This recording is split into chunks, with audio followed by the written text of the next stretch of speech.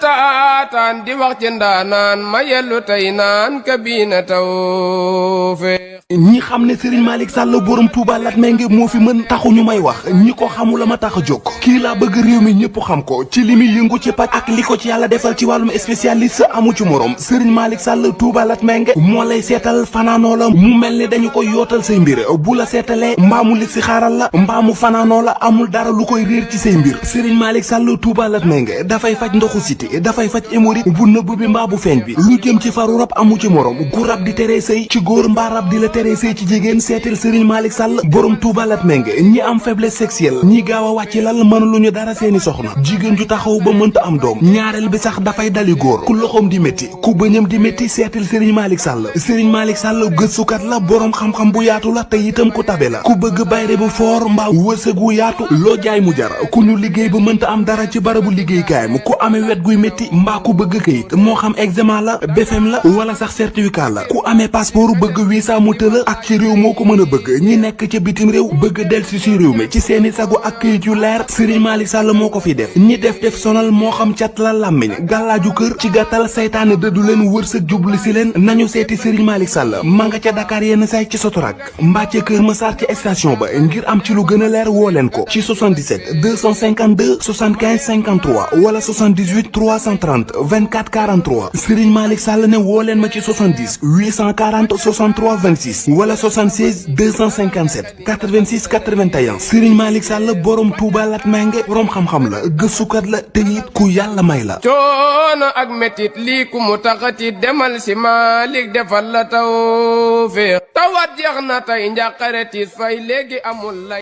Mesdames et messieurs, bonsoir. Je me permettrai d'adresser mes chaleureuses salutations à toute l'assistance et à travers chacun et chacune ici présent, à tous ceux qui nous suivent à travers les directs et tous ceux qui auront à nous suivre plus tard. Je vais faire mon allocution d'abord en langue wolof parce que j'ai remarqué que lors des points de presse, si vous parlez d'abord en langue française, dès que vous terminez, toute la presse non sénégalaise, plus bagage parce qu'ils auront déjà eu ce qu'ils veulent. Je vais les punir, ils seront obligés d'écouter la version wolof d'abord et ensuite on fera la version française. mbokk yi ñu ngi leen di nuyu di leen ziyaara di leen jaajëfal di rafetlu teewaay bi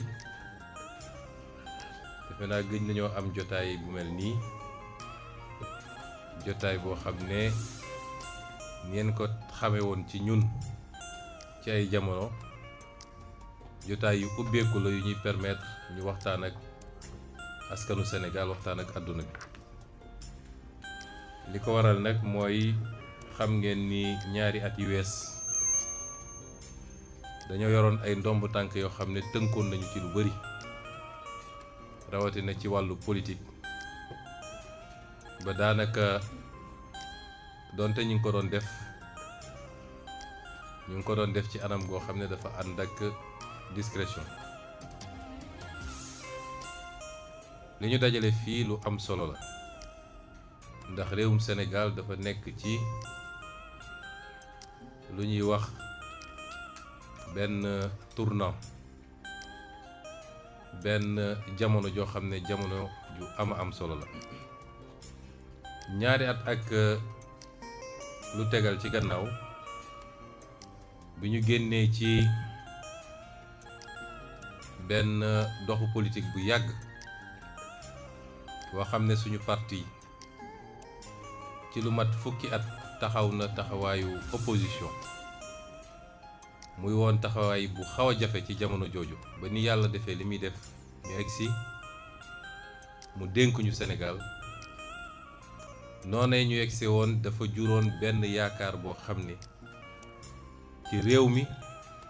waaye ci Afrique yépp nag yaakaar goo xam ne foo ko natt rek wees na foofu mu juróon mbégte ak yaakaar waaye surtout mu juróon lu ñuy wax admiration ci tubaab mooy nit ñi wekk Sénégal ñépp nag amoon yaakaar ni noonu ñu egsee ci nguur gi doonte yoon bi métti woon na xaaxam yu bari woon na noonu ñu egsee ci nguur gi muy woon guléet ci Sénégal walla sax ci Afrique ki jiite woon yoon wi ñépp wóolu ko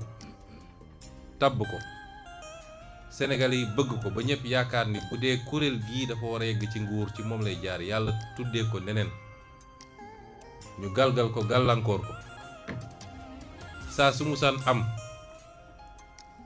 ki mu dal danaan man la walla doon kenn moom mu wëlbatiku joxoñ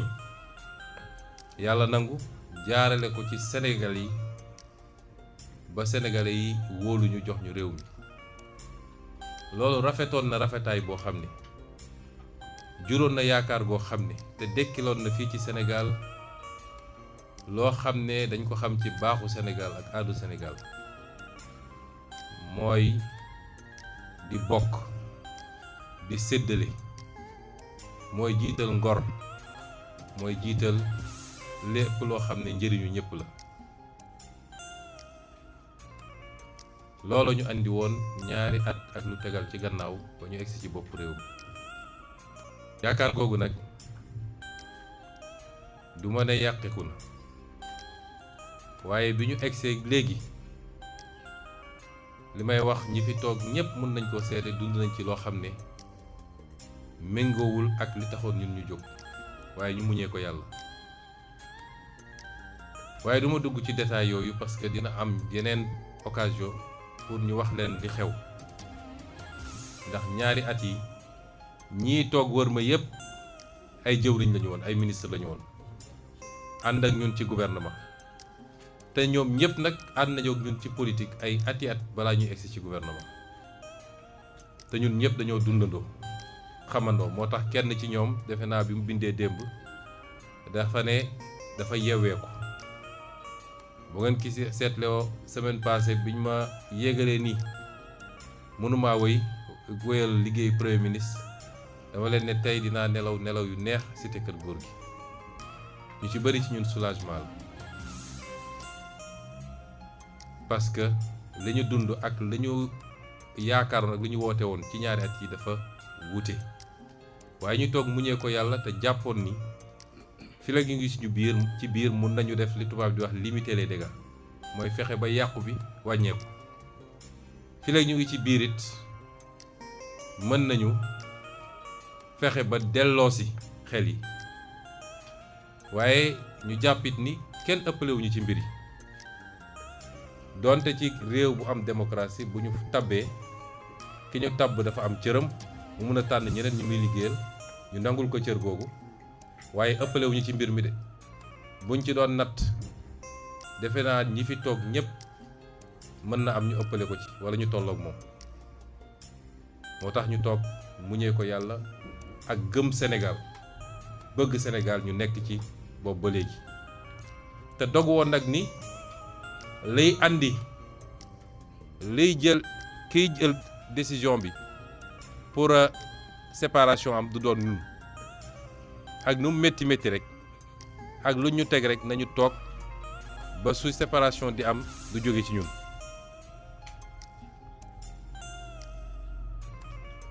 parti boobu nag dama ne woon du moo tax ñu woote ndaje bi introduction la woon waaye dama tudd léegi séparation mooy tàqaliko bi foofu lay démarrer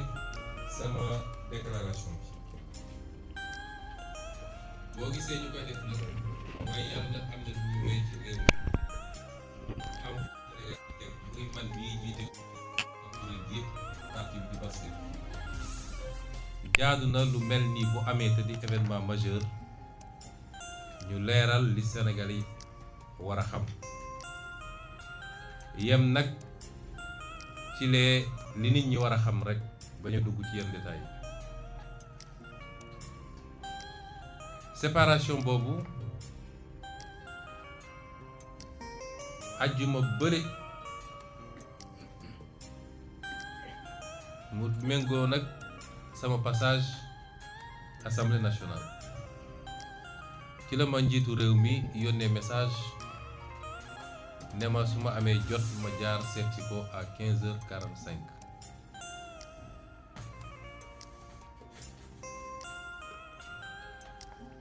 boobu maa ngi woon ci yoonu juma bu jógee ci jumaa ji def li may def ba pare dem fekki ko pale bi ma yegsee jàmm sante waxtaan parce que ma leeral loolu damay faral di dégg ñu naan problème am na ñu ngay xiiroo ñu ngay ŋaayoo waaye de amaana su ma wonee gannaaw loolu di am waaye président musuma toog ak moom ba mu yëkkati kàddu sax wala mu wax lu fort sama kanam loolu musul am ak lu munti am bu ñu toogee dinañu wax nañ daan waxee teg ko ci tey ak dal musuma dem ba yëkkati kàddu goo xam ne dépassé na ko wala mu wax ak moom nu mu warul waxee ak moom musul toog ba yëkkati kàddu gu ma dépassé xaw ma nag ku wéet lu muy wax ak ay ñoñam waaye loolu sequñu ko musuñu ko seq donc bi ma ñëwee wax naa ak man ci dal ak tey jàmm sante waxtaan wax mbirum famille wax mbirum lépp ba daaneel mu ne ma li tax ma woola mooy jàpp naa ni ànd bi dina jafe ñu continuer ko nii ma ne ko mu ne ma waaw mu ne ma yu bari yi nga déclaré tey posé na problème dama dugg ci détail nag waaye xam ngeen yan moo posé problème yu bari yi nga déclaré tey posé na problème man jàpp naa ni ànd bi dina jafe ma ne ko président bismillah noo ko gisee rek nañ ko doxalee noonu parce que it wax naa leen ni noonu suñu bopp à plusieurs reprises suñu xel dem na ci su mënoon nekk ñu yewee ko kon loolu daanaka gersu bu dajeeg wokkatu la ma ne ko aywa bismillah noo ko bëggee rek mu ne ma léegi dañuy doxal ci anam goo xam ne dañuy wax ni ñun ñaar ñoo waxtaan ba déggoo ci mbir mi ni lii moo gën amaana yow mun nga dellu assemblée man ma xool beneen premier ministre ñu liggéey ma ne ko déet mënul demee noonu ndax waxtaanuñu suñu waxtaanoon ba tënk boobaa su ma génnee dinaa ne waxtaan naa ak président déggoo nañ ci lii dañ ko doxalee nii bu loolu amul nag yow génnal nga ne man maa limogé Ousmane Sonko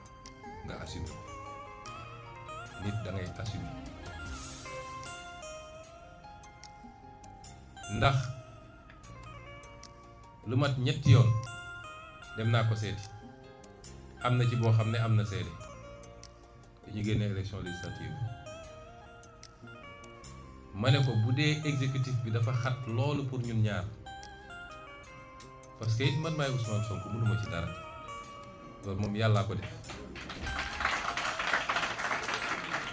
loolu yàllaa ko def ba sante ko ma ne ko bu dee sama wet sama nekk sa wet ci biir exécutif bi dafa diis ci yow bu dee da nga jàpp ni dama lay muur jant bi nañu waxtaan man ma dem assemblée fii am nañu ko mën a seede Aliou Sall mii mën na ko seede keneen ak keneen ma ne ko nañu waxtaan ma dem assemblée ñu def ko ci anam bu rafet nag ñu ne ñun suñu waa parti ñoo waxtaan ba jàpp ni lii moo gën dafa may nekk ci assemblée dinaa la jàppale ci assemblée bi waaye lu dul assemblée yi dossier boo am bu ñu liggéey ba ngoon nga woo ma fekk la kër ga ñu waxtaan ci ñu liggéey ñett yoon yi ma ko wax yépp dafa lànk bu tëdd suuf ne ma way du ñu ñëw ba fii mu mel nii danga may bàyyi fii ci yaama fi teg et cetera et cetera ma ne ko y a pas de problème ñu toogaat toog ma gis ni am na ay signaux yu wane ni problème dina am ma delluwaat wax ko kon man pratiquement ci coobareem laa nekkoon foofu primature te def naa fa li ma fa war a def te dinaa ci dellu si kon su ma ñëwee ba dara am mu woo ma waxtaanuñu ci yan condition la ñu war a séparé wu mu bëgg man ma endossé séparation bi génn déclaré ni waxtaan na ak président ba ñu juboo ma ne ko loolu duma ko def li ma ko tegaloon ci jiitu yi ñu wax yépp mooy bu ñu waxtaanee mën nañu waxtaan ba déggoo man ma dem assemblée nga seet premier ministre ci biir parti bi parce que parti majoritaire moo war a am premier ministre ñu xool ni ñuy former gouvernement bi continuer liggéey yi jiitu yi ma wax ak moom yépp loolu laa wax ak moom moo tax keroog bi mu ko waxee ma ne ko waxtaanaguñu mu ne ma léegi nu ñuy def ma ne ko ñaar moom mun a am soit ñu waxtaan ba tënk wala nga ba ma dem sama yoon nga assumer limogeage xam nag ndax limogé naa Ousmane Sonko dafa diis ci yow wala mais su dafa diis ci yow nañ toog waxtaan mu ne ma léegi danga may maa ngi dem seeti archevêque bi defar gouvernement ndax defar gouvernement man jafewu ma def naa ko ñaari yoon te benn musul yàgg te ministre yu baax laa ko andi naa ci dellu si rek kon amul problème ma jóg dellu kër ga toog di déglu ba 20h35 mu yónnee ma message ne ma PM je ne pourrai pas tenir la réunion et je compte annoncer la mesure que je vous ai notifiée tout à l'heure mais je serai disponible demain vers 18h ma ne ko je prends acte ma teg ci 15 minutes gis Omar Samba Ba di lire ab décret mu ne alhamdulilah takk samay bagage ñibbi cité kër góor gi ndax namoon naa cité kër góor gi sax donc noonu la mbir yi demee mu toog ñu toog ñaari fan wala xam nga ñaata fan la ñaar wala ñett mu annoncé premier ministre waxtaanu ci ak man waxtaanu ci kenn ci parti amul kum ci waxtaanal fi ñu toogaat tuuti ma woo Daouda Ngom keroog lundi Arafat defe naa lundi Arafat bi ma woo mardi ma woo Daouda Ngom ne ko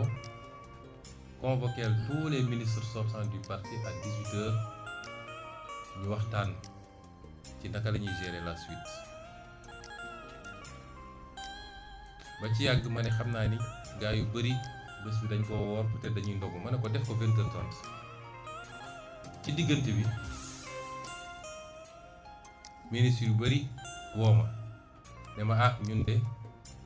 dañ ñoo envoyé léegi message non dañ ñoo woo Al Aminou Lo woo nañu le président va vous recevoir ce soir à 20h ne ma qu'est-ce qu'il faut faire may leen bu benn ministre dem wuyu ji mu leen njëkk ne laaj leen ko lu mu leen di doy ñu woo ko laaj ko mu nekk consultation pour un gouvernement may leen bu benn ministre dem parce que fii ñu toll nii tembe président dafa nekk ci booram ñun ñu nekk suñu boor bokkul ak 2024 li ñuy def gouvernement donc su bëggee wax ak ñun na jaar ci bunt ba parti mooy dugg gouvernement parti mooy génn gouvernement ku bokk ci parti nit nag mun nga bañ a bokk ci benn parti di ab technocrate comme ñoom Mabou Ba niñ leen jëlee woon ñoom Abdourahmane Sarr ñu woo la nga dem mais parti mooy dugg ci gouvernement Abdou Diouf bi mu bëggee Ablaye dugg dafa waxtaan ak Ablaye ba ñu déggoo mu ne ko demal nga defar sa wàll koo ko dem defar wàllam ñëw ne ko diw mooy fii diw mooy fii diw mooy fii c'est comme ça que ça marche mais doo toog di woo des militants de parti individuellement te yow parti bi am bureau politique am COMEX am conseil national am président ñooñu ñëpp nga tëb leen di xëcc parce que loolu stratégie rek la c'est une stratégie pour essayer de démanteler Pastef une stratégie pour wane ni man Pastef ku ma fa soxla am la su ma la wonee benn sucette rek ne la benn bonbon gi da ngay daw ñëw une stratégie pour essayer de montrer que Ousmane Sonko ëppale ma ci Pastef te loolu yàgg na ko wax nekk nañu réunion Aliou mi fekke na ko daaw Ngom keneen ak keneen Birame Souleye mu ne moom moo ëppale ci Pastef ma ne ko président mu ne ma ne ko génnal nga taxaw fii léegi nga woote meeting Pastef Ousmane Sonko ne bokk ci boo amee 100 personnes ma xam ni Pastef amul.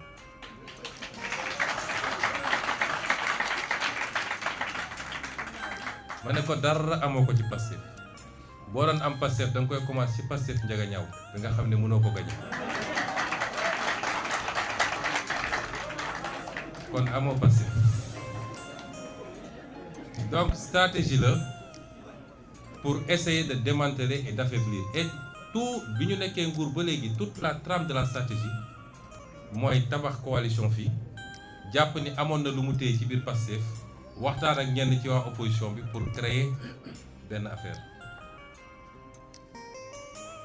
bi ñu waxee loolu ñu maintenir suñu réunion ministre yëpp ñëw ma ne Daouda comme affaire bi jàmp na def ko léegi ñu def ko réunion en ligne ñu def réunion en ligne waxtaan suñu waxtaan tënk li ñu tënk ministre yëpp d'accord ni loolu mënul am ñu woo Al Aminu ñoom kenn ku nekk ne ko ñun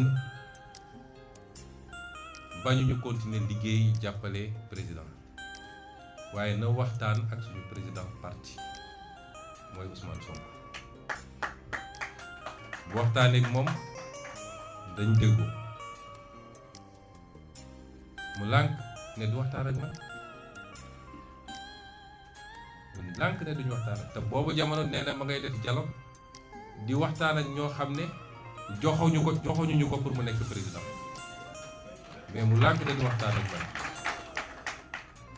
ñu ne amul problème comme doo waxtaan ak suñu président nu nit mënuñoo ñëw mu am ay benn yu wuyu ji te benn yooyu ñoo mujj des ak moom ci gouvernement ba benn dinaa ci dellu si ñu dox benn fan ñaari fan ñetti fan mu continuer di woo yeneen ministres yi parce que bu mu njëkkee woote une dizaine la woo mu continuer di woo yeneen ministres yi ñoom ñëpp am la même position ne ko nun daal parti lañu bokk parti bi arrêté na une ligne waxtaanal ak parti bi parce que normalement sax même parti bi bu d'accordoon dugg ci gouvernement bi parti bi mooy seet ñan lay envoyé ci gouvernement bi normalement noonu woowu ma waxul ak man ba keroog gannaaw bu ma defee benn réunion ak ministre yi man maa jël sama téléphone woo ko parce que dama xam ni yenn yi ñëg la du mbirum kilifa te li ñuy toppatoo mbir mu réew mi la dafa kawe ñu bëri suñu déggee ni dem naa fa dañ naan noo li tax mu fay def bu doon man rek man sama jëmm bopp kenn yéen ñëpp xam ngeen ni ñàkk ma fulla mais dafa am loo xam ne réew mi la dañuy seet luy intérêt réew mi ma jël sama téléphone woo ko ma ne ko yow yaa ngi woo suñuy ministre suñuy militant kenn ku nekk nga koy woo naan ko ñëwal ñoom nag wax nañ ne fa nga war a jaar lan moo tee nga wax ak man ma ne ko léegi comme jàpp naa ni problème bi dafa mel ni léegi yow man nga amal problème te man xaw ma lu ma la def ci àdduna waaye jàpp naa ni yow man nga amal problème dafa mel ni gis ma léegi sax problème la ci yow ma ne ko amul problème parti bi du Ousmane Sonko parti bi du parti bu ndaw léegi désigné naa ay ndaw yoo xam ne recevoir leen ngeen waxtaan te kenn ku nekk ci ñoom jaar nga ak moom foo xam ne weesu na mbirum parti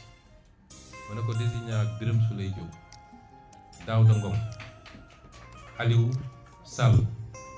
ak El Malick Ndiaye recevoir leen nga toog ngeen waxtaan. ñoom xam nañu lan la parti bi tënk waxtaan nañ ko ba pare soo leen recevoir di ngeen waxtaan. mu ne ñooñ duma leen recevoir parce que respecté wuñu dama leen woo ñu bañ.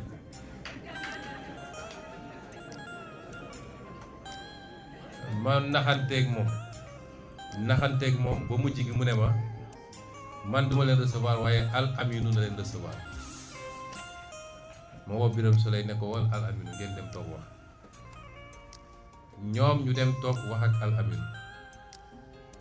wax ak moom ci poñ yi nga xam ne parti bi loolu mooy préoccupation. Al Aminu ne leen yenn yi mu ne leen lii mun na demee nii yeneen yi mu ne leen il faut ma wax ak kilifa gi. ci ëllëg sa Al Aminu woo Birame Souleye woo El Malick Ndiaye ne leen président nee na dégg na lépp te dina woo Ousmane wax ak moom. dégg na lépp te dina woo Ousmane wax ak moom. ma ne baax na ñu toog woowuma ci diggante bi mu commencé waat woo ministre yi ak secrétaire d'État yi mu jotul woon woo ak yeneen membres du parti yoo xam ne nekkuñu woon ci gouvernement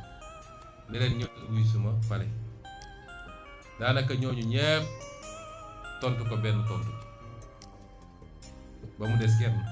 ci deuxième vague bi. alors ma ne naa toog jàpp sama ñàmbur ñu toog gouvernement bi formation bi jafe ba barki démb ci guddi vers 23h mu am ñu ma woo ne ma woy waxtaan nañu ak président dina la woo mais bu la wooy jël ko rek man leen man kay amul problème bu woy naa jël. man amul problème boobu du man maa am problème ci woote bi mu wootee nuyoo jàmm sante ne ma non dafa bind message ne ma bonsoir président pouvez-vous passer au palais tout de suite ma tontu ko ne ko mënuma ñëw tout de suite ndax guddi na waaye su ëllëg mën naa ñëw à 8h incha allah. loolu tax démb ma dem fa bi ma xëyee ma dem fa 8h ba midi on était ensemble on a discuté loolu lépp nag bu ma ko defee c'est parce que te bi ñu toogee wax naa ko nee naa ko su doon yow dong ak man dong du ma fi ñëw mais li tax ma ñëw mooy li ñu seq muy Sénégal te xam naa ni gouvernement boo def bu Pastef bokkul turu gouvernement lay doon waaye yoroo réew mi pour éviter yooyu yëpp nag moo tax ma ñëw te it ministre yi ñu la yéene te ñu liggéey ak yow li ci ëpp ci ñoom liggéey ak yow ñaari at xam nga seen xarañteef xam nga seen engagement xam nga seen jub moo tax ma ne naa ñëw ñu waxtaan ñu toog waxtaan kon lii dama fàttali processus bi péripéties yi duggaguma ci fond bi foofu la ñu jaar bi ñu toogee waxtaan nag dama ko fàttali li nga xam ne moom la ñu tegoon ci suñuy loxo ndaw ñu waxtaan ceeg Al Aminu parce que dañoo jàpp ni ñun 2024 bi ñuy jël nguur les planètes étaient alignées mooy président Pastef la woon bu amul sikki sàkk mu tàbb premier ministre boo xam ne premier ministre Pastef la bu amul sikki sàkk ñu ànd ci programme boo xam ne moo ñu andi woon fii ci nguur gi ñu former suñu gouvernement waaye ñaari at daw na lu bari feeñ na ba ñun ñu gëm ni moom dafa def virage nekkatul ci programme Pastef en tout cas pas totalement ci programme Pastef dafa def virage ci wàllu politique ndax wan na gannaaw Pastef dem di yóotu leneen ak ñeneen kon bu ñu naree àndaat il faut waxtaan bu yees boo xam ne dañ naan ci yan anam la ñuy ànd yan consensus la ñuy am ban programme minimal la ñuy am lan la kenn ku nekk di bañ ak lan la kenn ku nekk di nangu. moo tax bi ñu toogee dama ko ne politique àdduna ba mu daj science politique dafa am des règles yoo xam ne du lu ñuy laam-laami mooy ku yor majorité mooy former gouvernement loolu mooy règle ci àdduna. kon ñun ñoo yor majorité. France ñaari yoon ñuy def cohabitation bu njëkk Mitterrand dafa ñëw ñàkk assemblée devant Chirac mu def cohabitation désigné Chirac premier ministre mu former gouvernement. ñaareel bi mu am mooy moom Chirac perte élection législative devant Jospin. loolu mooy règle universelle bu amul rek mooy kenn amul majorité bu dëgër assemblée boo xam ne moom dong mun na imposer. ma ne ko kon yow ñun ñoo waroon tànn premier ministre déjà te yàgg naa la ko proposé bu dee Sonko nga amal problème Sonko mun na écarté wu mais nga bàyyi Pastef tànn premier ministre ñi fi nekk ñëpp mun nañ nekk premier ministre. nga xëy tànn premier ministre boo xam ne consulté woon sax Pastef te xamul suñu histoire politique. moom dégg naa ko démb mu ne day joxe leçon. li ma koy conseillé mooy na yem ci chiffres yi ndax boobu ba léegi maa ngi rafetal lépp rafetul nag waaye maa ngi rafetal nuñ bi ñuy sonn di daj lu ne moom feneen la nekkoon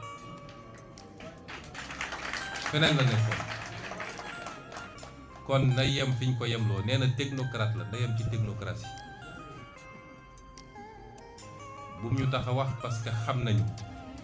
lan mooy rôlam réellement ci li xew kon bu mu ñu tax a wax. donc ma ne ko tànn nga premier ministre parce que consulté woon normalement dañu waroon tëj bunt bi ñun Pastef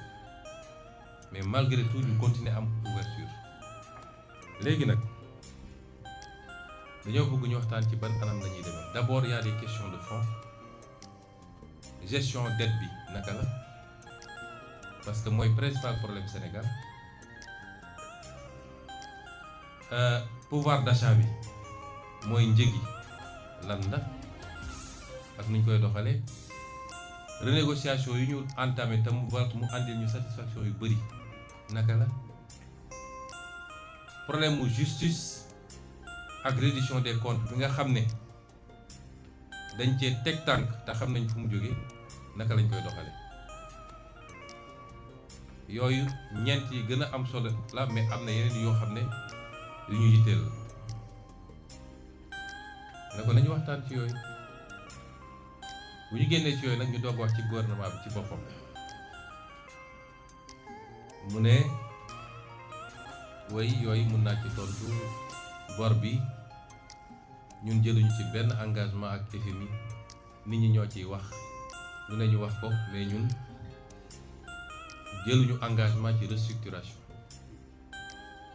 waaye bu demee ba mënatuñu it dinañ dem ci restructuration ma ne ko dégg naa mu ne njëg yi même réponse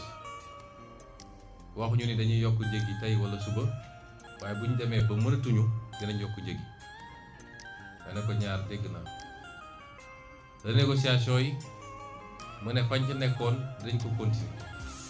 waaye am na ay problème parce que recevoir nañu ñaar ba ñetti notification contentieux et cetera et cetera ma ne ko renégociation ak contestation ñoo ànd waaye sur 50 dossiers boo ci amee 3 contestations kon ça veut dire que alhamdulilah ñu dugg ci justice bi déggoowuñu moom jàpp na ni justice ak reddition des comptes bi lépp baax na problème amul ma ne ko kon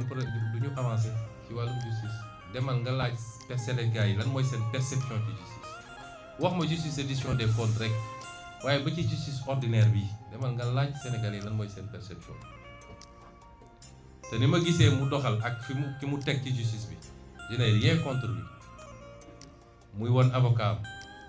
te tey dossier yu bëri yi nga xam ne mi ngi foofu ci parquet financier moom moo leen doon défendre wala moo doon dox diggante yi sama xel du dal ci justice bi ma wax ko léegi mu leer madame la ministre de la justice ngi nii xam na lu mu daj ci mbir mi te lu mu liggéey ba sonn nit ñi jaar ci kawam joxe ay instructions yu contraire ma ne ko kon bu ñu d'accord parce que justice bi li fi xew léegi sax c'est pire que liñ doon xeex ñu kon boobu d'accord ñu bi ñu weesoo loolu ñu ne dañu waxtaan ci gouvernement bi naka lañ koy tëralee ma ne ko li ma lay njëkk a laaj mooy gouvernement bi ñaata portefeuille ministériel la est-ce que dañ koy bàyyi ni mu meloon nii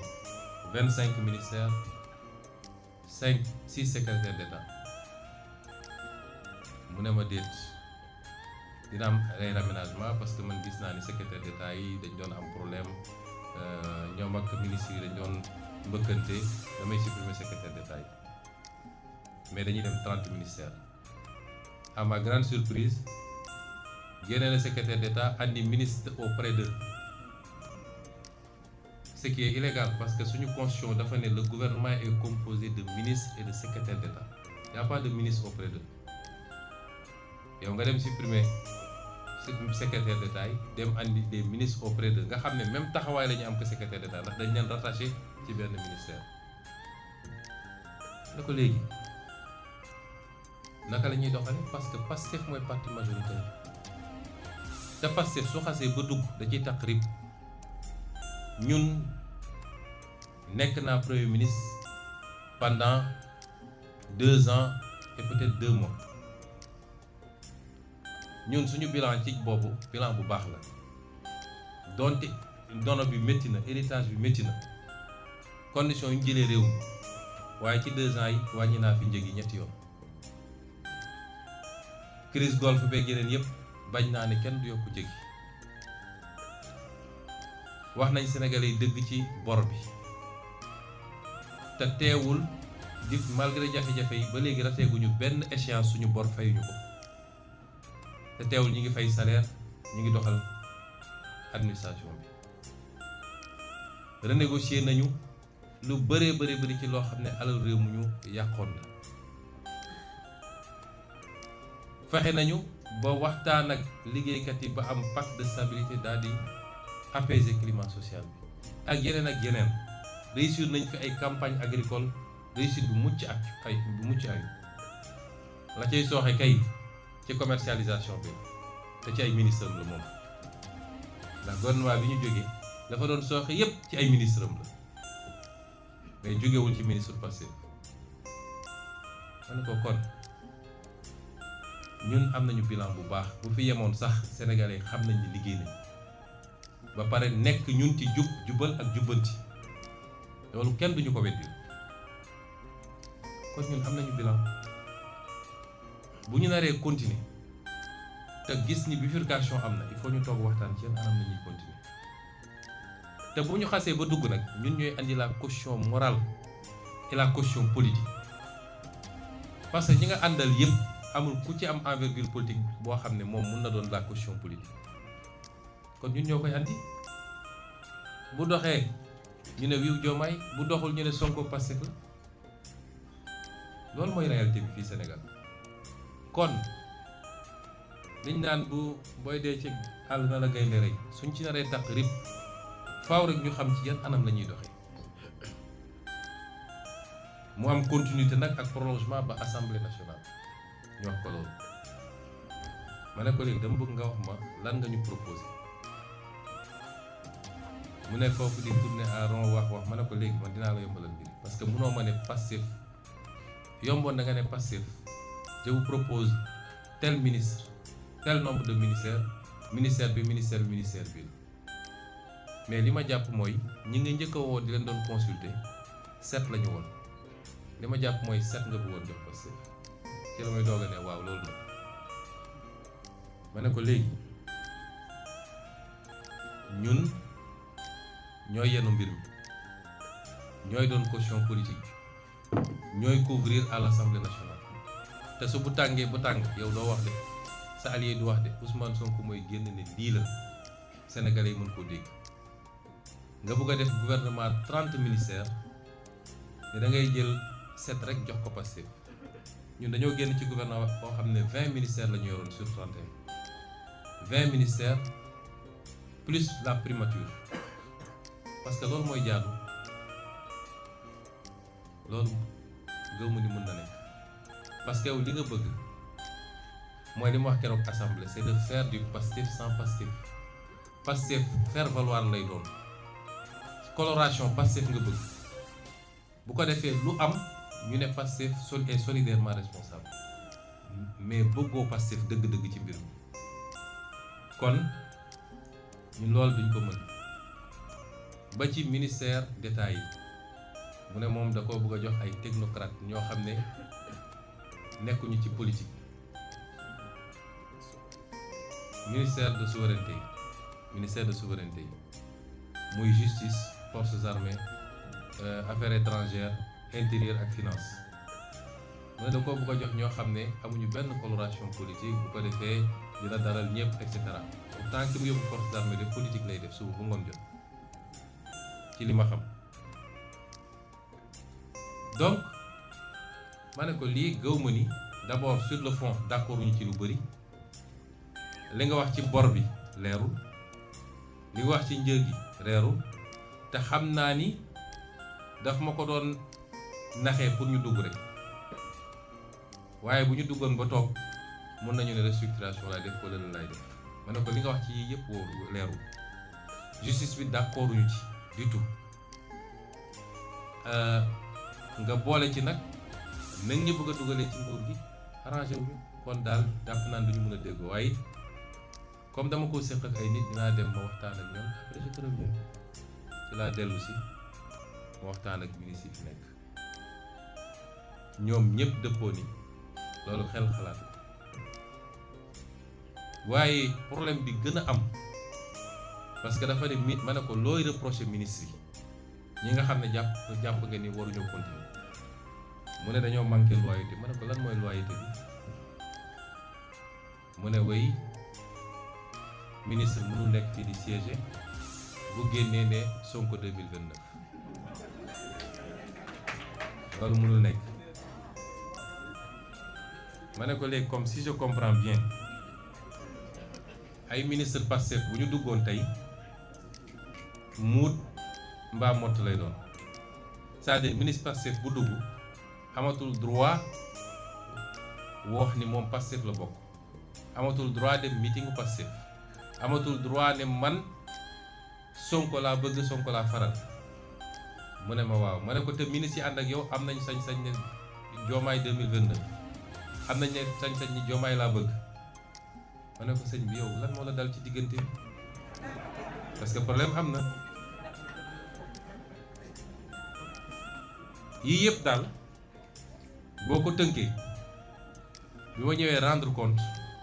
mboolem seen ñi ma ko seqal jàpp ni xalaatuñu sax naan ñu ngi dugg ci gouvernement ci anam yooyu parce que ñun ñoo yenu toute la comptabilité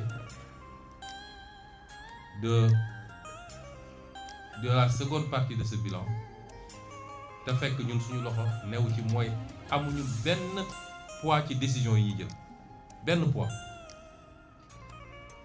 loolee moo andi décision Pastef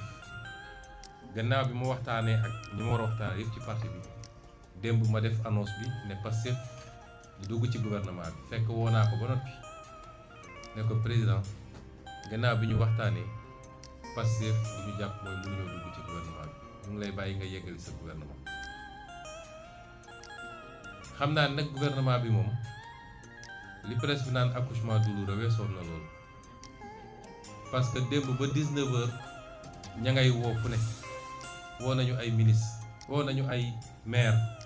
woo nañu façon nit bu nekk ci waa parti bi naan leen président moo la soxla dañ laa bëgg a consulter pour def le ministre maa ngi doog a gis Sénégal ñu xëy di wër ay ministres bu guddi mënuñu ko am mu jurit gouvernement boo xam ne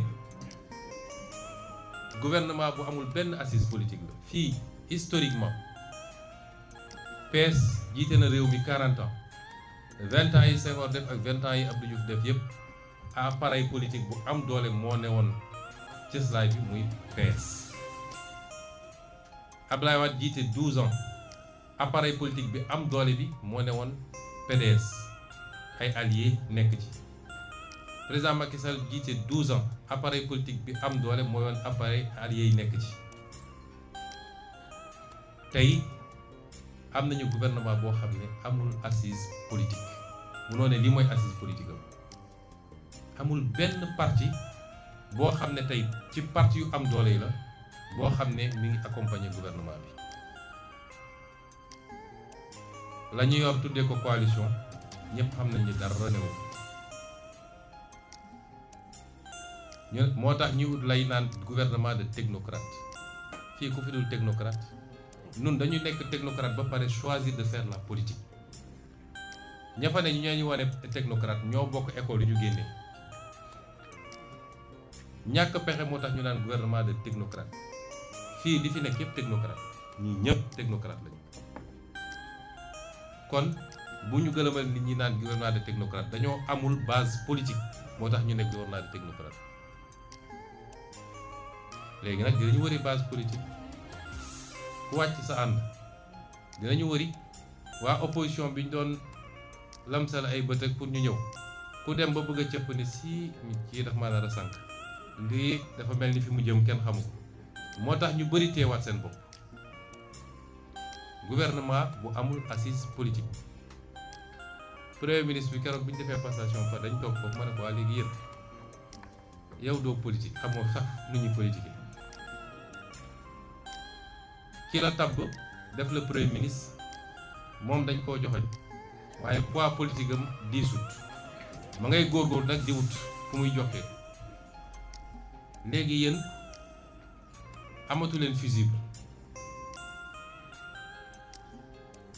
bu dëkk bi jaxasoowee kan ci yéen mooy taxaw ci kanamu sénégalais yi wax man bëgg naa ko xam lii danger la cim réew parce que àdduna ba mu daj appareil politique machine politique mooy doxal mooy téye réew mais moom moo def choix boobu moo def option boobu Pastef def na li mu war a def yëpp talal ko loxo def na li mu def yi war a def yëpp jaar ak moom fi mu jaar ak moom nangul nañ ko loo xam ne ku ñu xamul sax da nga naan ñii dañoo nakk ful la ñëpp mun nañ ko seede waaye loolu bëgg réew mi rek moo taxoon ñu def ko c'est pas du ñàkk ful la on est obligé de constater qu'il a fait ce choix et c'est son choix mu des nag naka lay gouverner sans assise politique sans majorité parlementaire su ñuy wër dinañ wër ba sonn amoo ñetti maire annoncé woon ngeen 300 waaye keroog meeting Mbour bi gis nañ ni dara new ko comment tu peux gouverner un pays dans ces conditions gouverner un pays c'est pas s'enfermer au palais ay nit wër la soi-disant technocrate naan la defal lii bul def lii signal lii c'est pas ça gouverner un pays. Il y a l'aspect sociologique, la base sociologique sur tout le territoire national, commune par commune, village par village, etc. loolu mooy permettre nit am li mu war a soxla pour gouverner. ma bëggoon nag balaa may continuer jaajëfal féliciter encourager remercier ces dignes hommes et ces dignes femmes de Touba.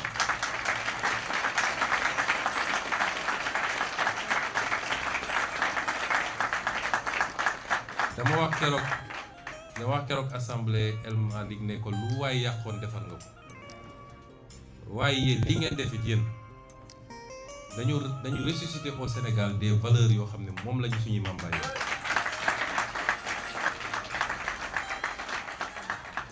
dignité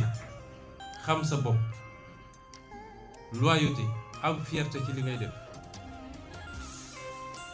am gëm-gëm loolu moo andi turu Pastef pas-pas la moo tax ñun ni ñuy politiquer bokkul Pastef pas-pas la pas-pas mooy lu ñuy fas ba mu dëgër li ñu gëm dañ koo fas ba mu dëgër dugal suñuy xol ñi fi nekk ñépp bu ñu amoon leen gënal dañuy nekkaat ci gouvernement di liggéey pas pour les avantages mais parce que kenn ku nekk sumboon nga liggéey boo xam ne commencé woon nga yàq leen di waaye bu ñu leen bàyyi woon mu yegg dina baax trop ci Sénégal ñi fi nekk ñëpp kenn ku ne su amoon sañ-sañ dëgg ak mën-mën lu bokkul ak situation bi ni mu demee day dem continuer liggéey ñu ci bëri parewoon nañ pour def ko sans salaire parce que suñu leen waxee li ñuy fay ministre fii doon ko gëm mais ils ont fait le choix de rester digne de rester sur la ligne du parti te nag loolu mooy Pastef parce que xale yi nekk ci mbedd mi di jaay carte di jaay bracelet di massifier waruñu ñoo gën a gore te yoruñu benn responsabilité fay ñu leen salaire yu mel nii mooy permettre ñu dellu si wane ni ñu ñëpp ñoo bokk valeurs yi te valeurs yi bougé wul mètre ña dem nag ma leeral ko parce que gis naa ñuy essayer indi confusion naan y a des ministres de Pastef qui ont siégé benn ministre de Pastef siégé wu ku fa toog sa bopp nga fa toogal toogaloo fa Pastef de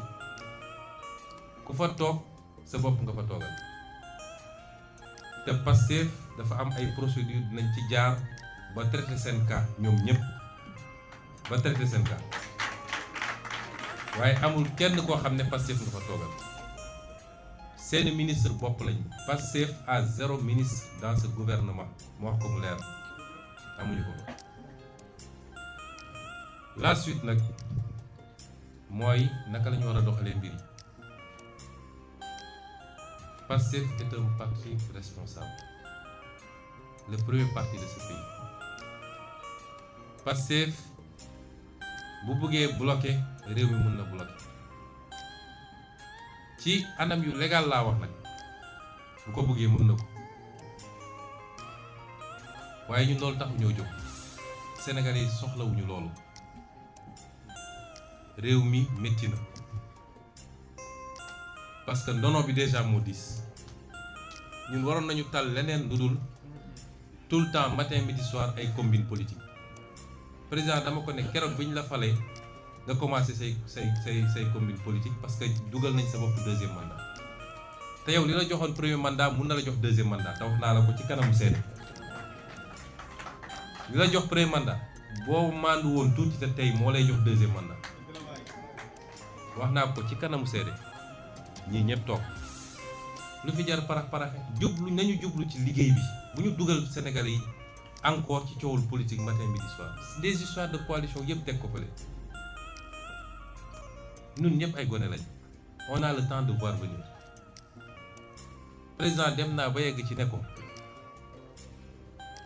moom dafa ne waxuñu wantewuñu dara Cap Manuel ngeen baal ma je suis obligé de clarifier te wax naa ko démb mu dégg bu ñu demee ba affaire bi décanté wu man leen andil leen ma ko sama néeg jamono jooju yëkkati woon mbàngam di ma jaay président de jamono jooju su ma ko corné woon sax mu daw may leen andil leen ma ko sama néeg ñu andil ma ko mu ñëw sama néeg yor carnet ma wax ak moom ne ko yàlla def na li mu war a def proposé nañ ma ba sonn ma d'accord pour ñu reporter élection yi ma lànk ba tëdd ci suuf ndax su ma ko nangoo gëw ma yàlla moo bindoon ni 2024 Sonko du doon candidat bu ma ko doon su ma demoon ba nekk koy du baax ci man kon man bi weesu naa loolu yàlla def na yow laa désigné suñu doxee dinañu génn fii ci kàttanu yàlla mu ne ma non duñu bàyyi ñu génn ma ne ko dinañu génn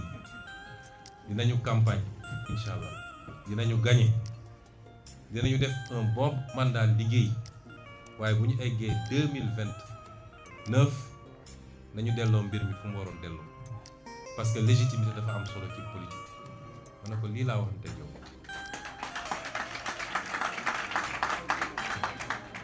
billaahi wallaahi wa tallaahi li may wax bu amul yàlla bu ma xeeñ ko àddina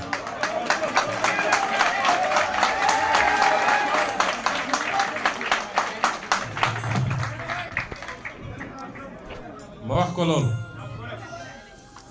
lim ma ci tegal mooy de toute façon mandat bi néew ma waaw néew ma déet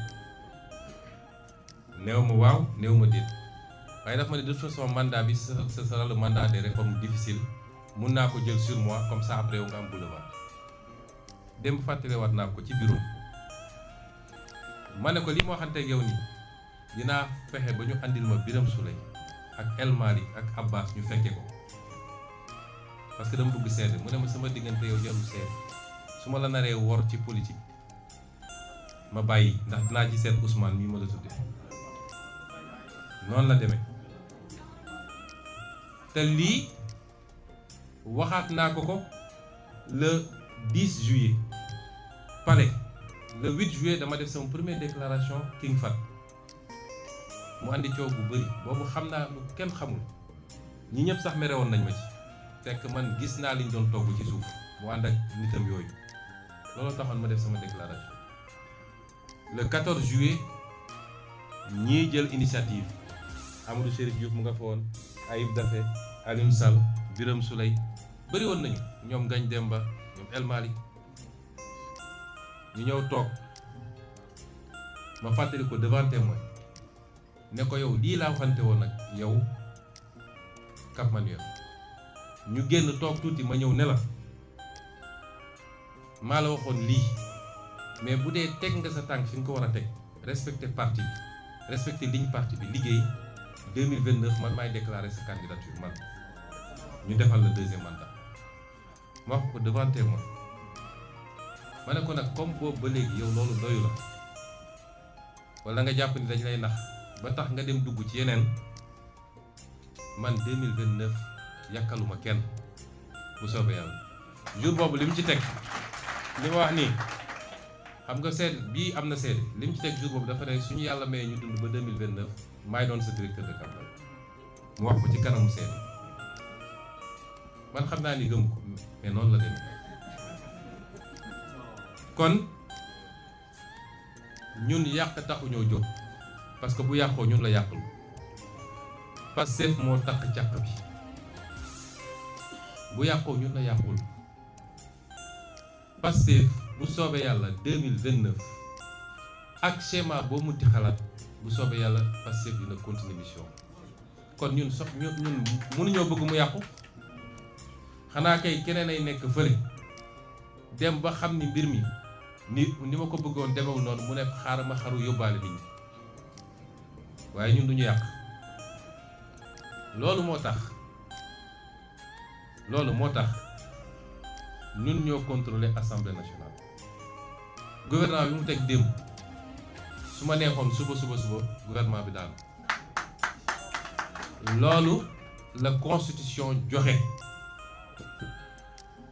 su ñu neexoon suba gouvernement bi daanu ñu def motion de censure waa ji loolu def joxe démission te saa su defaatee gouvernement mun nañ ko defaat surtout fi ñu dégmal nga xam ne session bi jeex na mun nañu chaque 15 jours ñu def une session mën nañ ko parce que Sénégal dañu mooñ nit ñi ci lépp ñu jël ko président de la république pouvoir exécutif assemblée bu tegoo ci la xoy yu mu war a tegu mooy cër bi ëpp doole ci réew mi assemblée mooy contrôler ñëpp daanaka te kenn contrôlé wu assemblée bu ko neexee mu woo ministre bu ko neexee mu def mission d'information parlementaire bu ko neexee mu def commission d'enquête parlementaire bu ko neexee mu yóbbu nit haute cour de justice mooy contrôler l'action publique mooy voter les lois kooku ko ëpp cër ci réew mi suñu loxo la nekk ci kàttanu yàlla te bi ma séenee li ma seen moo tax ma ne du ma nelaw ba assemblée ma fay dugg ak ay coalition ñu xoj ñu di nga am majorité mais boo ci génnee député coalition ba boo moytu li ci lay dese doon majorité looloo andi woon ñu dem élection législative pour seul assemblée boobu suñu loxo la nekk ma feddali ni assemblée boobu duñ ko utiliser pour xeex ko defuñu motion de censure lu dul ci condition yi bu njëkk bi moom mu commencé xeex bi parce que nag Sénégalais yi ñoo jox kenn ku nekk cër bi nga yor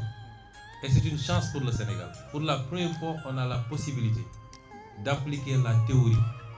qui veut que le pouvoir limite le pouvoir, arrête le pouvoir sans pour autant qu'il ne soit condamné ñoom à collaborer loolu la Sénégalais yi def bi ñu àndee configuration bi nañu liggéey teg lépp yoon constitution bu wax na lan mooy cëru ku nekk loi yi wax nañ ko ku nekk na nekk ci li mu war a nekk et que les institutions dialoguent ñun loolu la ñu gëm donc duñu utiliser loolu pour xeex lu moom moo jóg dal suñu kaw te door nañu nag seen complot yi ndax la ñu yóbbu conseil constitutionnel ña ko fa yóbbu ñoo njëkkoon déclaré ni c'est pas la compétence du conseil constitutionnel loolu la conseil constitutionnel mus a wax fañ leen woowee ne leen dem leen déposer recours nous on gère le conseil constitutionnel ñun xam nañu la ñuy rumbandaat xam nañu waa yow 10 ans ngay complot contre nit dàq nga ko ci liggéeyam jiñ nga ko lu ne dóor nga ko tëj nga ko kaso tere nga ko mu ne candidat ba tey jii mu jaar ba egg fi ngeen bëgg a continuer complot ba kañ tout un système mobilisé parce que c'est les mêmes qui sont là toujours contre la même personne parce que dama woote lu bokkul ak seen intérêt te bokk na ci li ma gën a ragal ci gouvernement bi nekk naa 2 ans premier ministre li ma bloqué ci ay musiba su ma ko waxoon fi ngeen jàll fi mu ne nii course lay doon bambu la ku nekk di essayer lok waaye l'Assemblée nationale veillera au grain autant que possible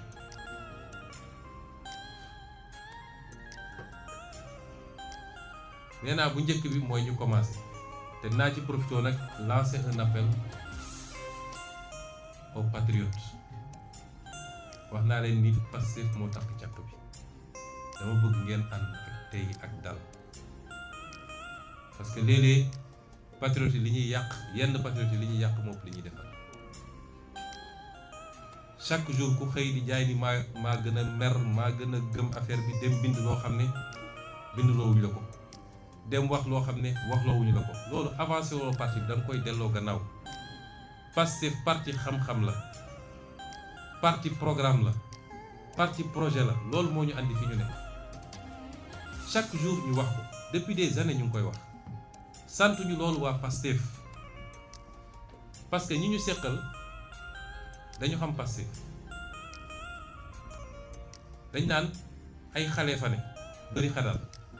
chaque jour ñu def benn provocation pour xale yi am nu ñu réagir ils vont continuer la provocation lii ñuy convoqué ñoom Cheikh Bara ak ñoom Guèye provocation la parce que xam nañ ni un député en session jàppoo ko flagrant délit nga koy convoqué procureur bi ko def moom xam nañ li mu def waru ko def xam na ko parce que poursuivre na fi ay nit dafa saisir Assemblée nationale pour ñu lever leur immunité parlementaire le même procureur mais quand c'est Pastef tout est permis yooyu yëpp provocation la waaye ne cédez pas à la provocation ànd leen seen tey ak dal mandat bi jeex na ba noppi nun du ñun ñooy adversaire u Diomaye Faye ak coalition Diomaye Faye président Diomaye Faye ak gouvernement am ñoom dañoo war a wax ak Sénégal dañoo war a jublu ci yittey Sénégalais ñoom ñoo exécutif te réew mi am na fu mu toll ñi ngi dëgmal nawet bi njëg yi nit ñi jaaxle nañu est-ce que dañuy yokk du ñu yokk yeneen ak yeneen paj meeg yooyu nañu jublu ci loolu loolu mooy seen adversaire dëgg bu ngeen gisee ma nekk 2 ans gouvernement kenn dégguma ma wax parce que dama xamoon ni ñu bëri reproché nañ ma ko ci parti bi bañ naan dañu bàyyi parti bàyyiwuñu ko quand tu gères le pouvoir sa première action politique mooy nooy def ba répondre aux préoccupations des Sénégalais loolu mooy sa première action politique kon ñoom ci loolu lañ leen xaare bu ñu leen may fu ñu langaamoo ci ñun ne ñun ñoo leen tere gouverner réew maa ngi ni moom mooy président am na gouvernement am na budget am na tous les moyens de l'État na jublu ci liggéey bi waaye ñun duñu adversaire opposition bi it xam naa ni fi mu ne nii jaaxle nañ parce que ñoom li ñu bëgg mooy opposé wu à Sonko ak Pastef ñoom loolu la ñu bëgg léegi nag jaaxle nañu parce que ñun suñu positionnement mënatoo xëy ne Sonko la mënatoo ko te bëgguñu daal ci Diomaye parce que ñu ngi xool dañuy naxanteeg moom pour ñu def seen i moo tax ñoom jaaxle nañu foofu lañ toll ci Sénégal kon ñun waa Pastef buñu may gaay yi du ñu defee loolu mais bu dee ñoom dañoo utiliser les moyens institutionnels et l'ego yu ñu yor pour jubal ko ci ñun ne dañuy xeex ñu nit nañu utiliser les moyens institutionnels et légaux yu ñu yor répondre. soo gisee may wax li Sénégalais yi laay waxal damay bañ ëllëg ñu ne instabilité am na te Pastef la du Pastef.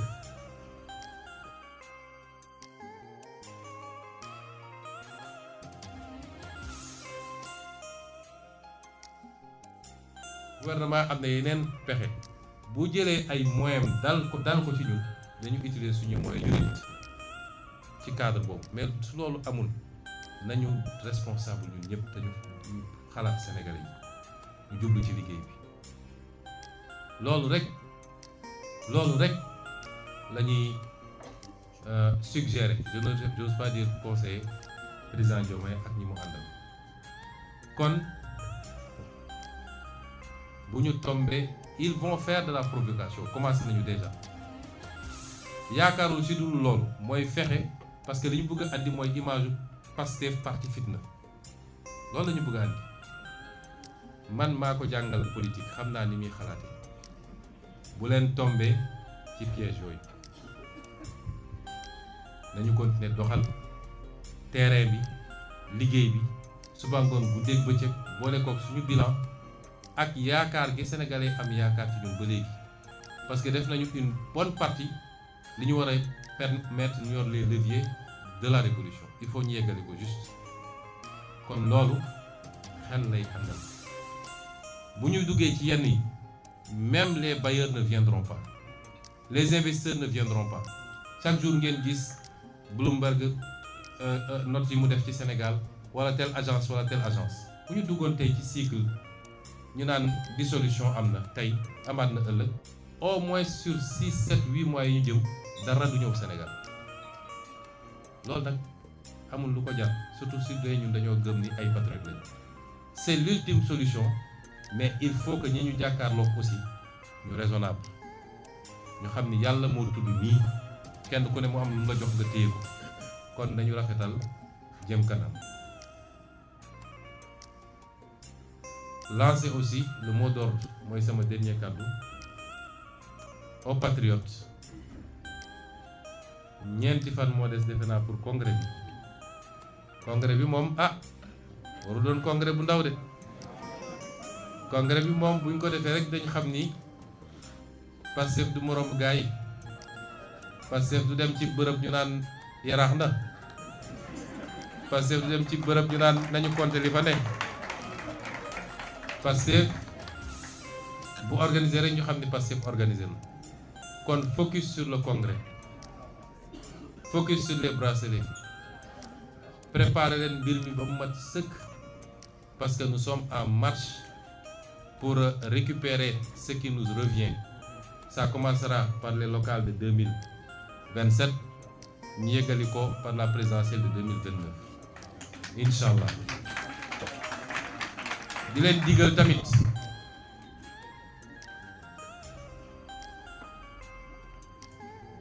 digal tamit Pastef est devenu le plus grand parti mais dafa war a continuer di màgg surtout base bi laay waxal na ngeen yaatu ubbeeku ñi bëgg a ñëw Pastef bari na de ñépp a bëgg a ñëw Pastef tekkiwul ni kiy ñëw day ñëw rek raxas leen wala yóbbu lépp parce que léeg-léeg ay kilifa wooma ay nit sax yu am ndombal tànk mais man de bëgg naa ñëw waaye sa gone yi vraiment ñun amuñu fayu gone yi bi muy métti yéen a fi nekkoon waaye mbir moo gis day continuer évoluer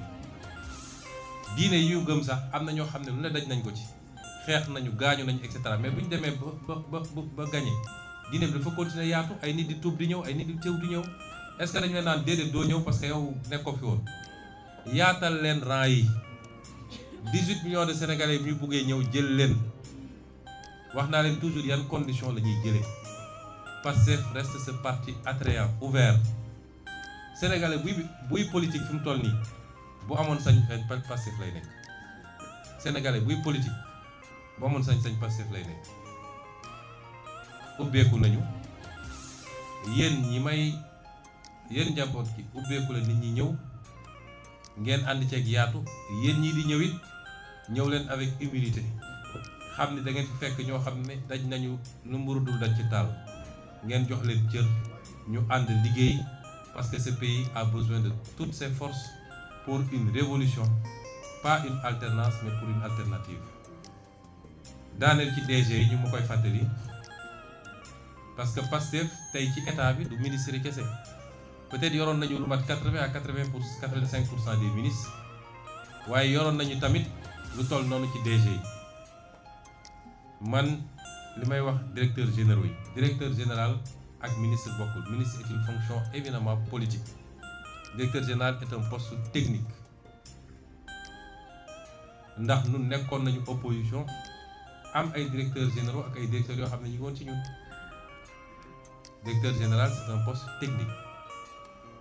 li ma leen di wax mooy parti bi tënkul kenn ci sens bi wala sens bële directeur général boo xam ne jàpp na ni mënatul dem ngoram mayu ko wala amatul envie kenn mënu koo tere mu ne maa ngi dem bàyyi na waaye liñ koy sant ci cadre boobu mooy na ko def conformément ak lii intérêt réew mi na ko yëgal ki mu ko war a yëgal bu pare na toog téye poste bi di liggéey ba keroog ñu tànnal ko ku ko wuutu parce que réew mi warul taxaw ala kulli haal waaye directeur général boo xam ne moom bëgg na continuer liggéey bi te yàqul dara ci appartenance politique am bu liggéey ba liggéey bi jeex mu dem defi li muy def ci activité politique am ba borom mut mbaa mott jàpp ni faw mu dem kooku na toog fi mu ne liggéey li muy liggéey ko ni mu ko doon liggéeyee ànd ceeg farlu wala sax mu yokk loolu mooy consigne parti bi parce que l'exercice d'une responsabilité publique c'est quelque part aussi un choix personnel waaye su dee l'exercice d'une fonction politique parti bi war na cee mën a am xalaatam ñun jógu nañu ñëpp dañu démissionné am na ñoo xam ne xalaat nañu loolu démission collective am na ñu ko xalaat mais su ñëpp jógee ni démissionné nañu ñun ñoo yor presque poste yi gën a stratégique ci direction générale mais réew mi day taxaw am na ñoo xam ne jël nañ seen responsabilité individuellement démissionné on respecte aussi leur position parce que ni ma mënee lim féliciter ministre yi fi nekk noonu laa mën a féliciter ñeneen ñi nga xam ne jël nañ seen responsabilité bu ci mujjee rek mooy ministre conseiller aux affaires juridiques du président nga xam ne jël na responsabilité ne moom mënatu faa toog kon loolu mooy position parti bi sur les ministères.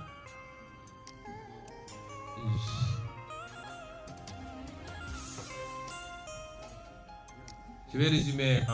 pour la version française, elle sera moins longue, rassurez-vous. Nous avons tenu cette déclaration pour édifier les Sénégalais sur un certain nombre de choses par rapport à ce qui se passe actuellement. Comme vous l'avez suivi, il y a eu une évolution politique notable ces derniers jours. Le vendredi, coïncident à quelle date? Le vendredi 22 mai 2026, le président de la République, son Excellence Bassirou Diomaye Diakhar Faye, m'a convié en tant que Premier ministre à une audience au Palais de la République. Je m'y suis rendu aux environs de 16 heures. Nous avons échangé et il a exprimé son souhait de mettre un terme à notre collaboration puisqu'il considérait qu'un certain nombre des positions que j'avais prises ces derniers temps l'incommodaient, posaient problème. J'ai pris acte et je lui avais donné juste une suggestion. Parce qu'à plusieurs reprises, j'étais allé le voir pour lui proposer cette solution. Que si le marigot était trop étroit pour nous deux, on avait une solution, une alternative. Moi, j'aurais pu me décaler et repartir à l'Assemblée nationale parce que j'avais mon mandat de député intact. Même si au moment où je parle, les gens magouillent pour pouvoir obtenir du Conseil constitutionnel une décision qui serait la plus unique que cette institution aurait rendue pour essayer de revenir sur ce mandat, ce qui est inacceptable. Parce que de 2016 à maintenant, les mêmes institutions, les mêmes organes, les mêmes leviers ont été utilisés pour comploter contre ma personne, pratiquement depuis que je suis en politique. Les mêmes leviers ont été utilisés pour me radier de la fonction publique, pour me fomenter des dossiers judiciaires, pour me persécuter, m'emprisonner, m'empêcher d'être candidat. Et de toute évidence, et vu la configuration, c'est les mêmes pratiques qu'ils comptent continuer. Donc, à plusieurs reprises, j'étais allé le voir pour lui proposer cette solution qui consistait de manière concertée à ce que je puisse me décaler moi vers l'Assemblée nationale, qu'ensemble nous discutions pour choisir un Premier ministre issu du parti, parce que c'est le parti qui est majoritaire, que nous discutions à la formation d'un gouvernement et que nous puissions ensemble continuer à cheminer. Ce qui n'aurait pas empêché moi, à partir de l'Assemblée nationale, à continuer de l'aider dans ses tâches. Je lui ai proposé ça à 3 reprises, notamment au sortir des élections législatives où j'avais conduit la liste de PASTEF qui était arrivée majoritaire avec plus de 80% des députés élus. Mais à chaque fois, il avait rejeté la solution en disant que ta place est à côté de moi, dans l'exécutif, parce qu'il y a beaucoup à faire. On aurait pu le faire de cette manière, amiable,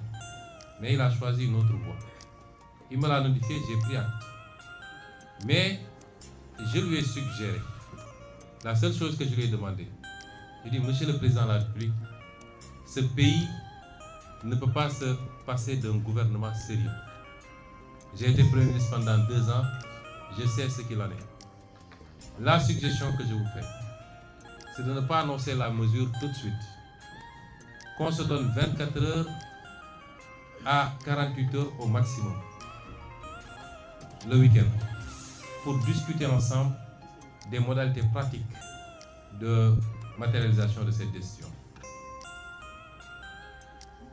Autrement, vous serez obligé. Il avait voulu que moi j'endosse partiellement, parce qu'il avait voulu que je dise que c'est d'un commun accord que nous avons décidé de nous séparer. J'ai dit non, si on discute et qu'on trouve des convergences, des accords, je peux le faire. À défaut, il faut que vous preniez la responsabilité de dire que vous m'avez limogé. Alors il m'a dit, je dois aller rendre visite à l'archevêque de Dakar. Je reviens peut-être vers 18h, 19h, je vous ferai signe pour que nous puissions démarrer ces discussions. Quand cela ne tient, je suis rentré au Petit Palais et j'étais à son écoute. À 20h35, il m'envoie un message pour me dire qu'il ne peut plus tenir la réunion et qu'il comptait annoncer la mesure de limogeage. J'ai pris acte. Quelques minutes plus tard, le directeur de cabinet a fait lecture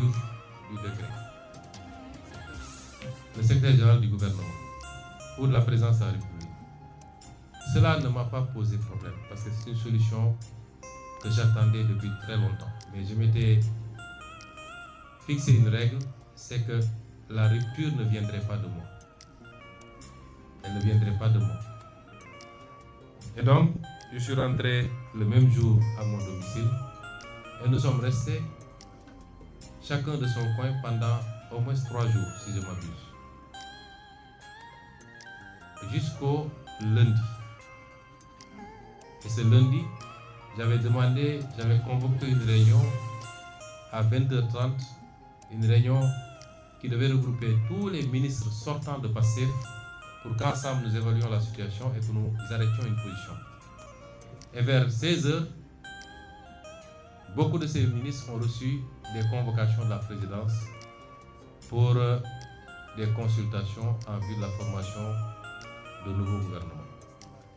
le mardi. Beaucoup d'entre eux ont reçu. Ils m'en ont fait part et je leur ai demandé de ne pas s'y rendre. Parce que ça ne se passe pas comme ça. Il est clair que désormais, le président est dans son camp et nous sommes dans notre camp. Donc, s'il veut parler avec PASTEF, il faut qu'il passe par les canaux autorisés. PASTEF est un parti organisé, structuré, avec un bureau politique, un président, un secrétaire général, un COMEX, un conseil national, des structures de base. S'il veut parler avec PASTEF, il n'a qu'à passer par le chemin indiqué. Et nous discuterons en ce moment. Il a refusé de le faire. Et les ministres également, les ministres sortants, ont refusé de déférer à cette convocation. Ce qu'il a conçu comme un manque de respect de ses propres mots. Je considère que ces ministres lui ont manqué de respect. Parce qu'ils ont choisi la ligne d'un parti à la convocation du président de la République, d'après ce qu'il a dit. Et nous sommes restés dans cette situation pendant 2 autres jours. Et c'est moi qui ai pris l'initiative de l'appeler. Je l'ai appelé et je lui ai dit, vous connaissez bien le parti PASTEF, vous savez comment ça fonctionne, vous y étiez. Le parti PASTEF est très organisé. Quand le président Macky Sall a souhaité me rencontrer en tant que président de PASTEF, lors de l'épisode de la Covid, j'ai dit, vous étiez là. On a convoqué le bureau politique pour apprécier. Et l'avis majoritaire était qu'il fallait aller répondre. On ne s'en est pas arrêté là. On a fait une conférence